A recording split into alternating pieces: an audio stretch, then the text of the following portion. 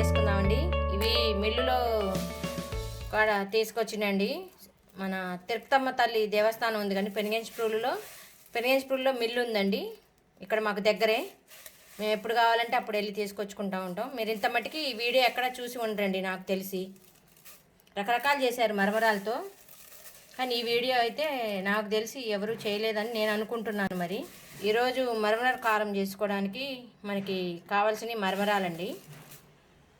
దీంట్లో మనం ఆనియన్స్ వేసుకోవాలండి. సన్నగా కట్ చేసి ఆనియన్స్ వేసుకోవాలి.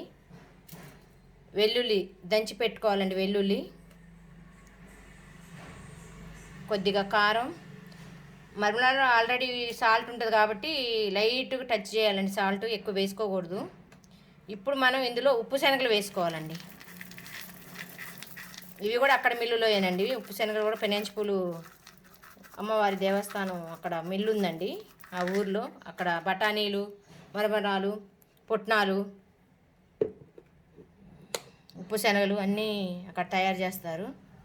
దీంట్లో ఇప్పుడు మనం శనగ నూనె వేసుకోవాలండి కొద్దిగా. పిల్లలకి మనం ఎప్పుడు కావాలంటే అప్పుడు ఈవినింగ్ స్నాక్స్ లాగా కూడా చేసి పెట్టొచ్చండి. సింపుల్గా చాలా టేస్టీగా ఉంటాయండి. ఇవి కలుపుకోవాలండి.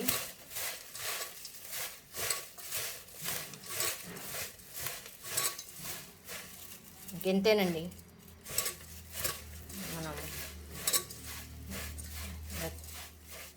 తినొచ్చండి. ఇంకా సింపుల్గా అయిపోయిందండి. మరమరాల కారం రెడీ అయిపోయిందండి. ఎంతో టేస్ట్గా ఉంటుందండి. మీరు ఒకసారి ట్రై చేయండి. ఎలా ఉందో నాకు కామెంట్ చేయండి. రుచి వంటలు సబ్స్క్రైబ్ చేసుకోండి, లైక్ చేయండి, షేర్ చేయండి, కామెంట్ చేయండి. మాస్కులు తప్పక ధరించండి, శానిటైజర్ వాడండి, సోషల్ డిస్టెన్స్ పాటించండి.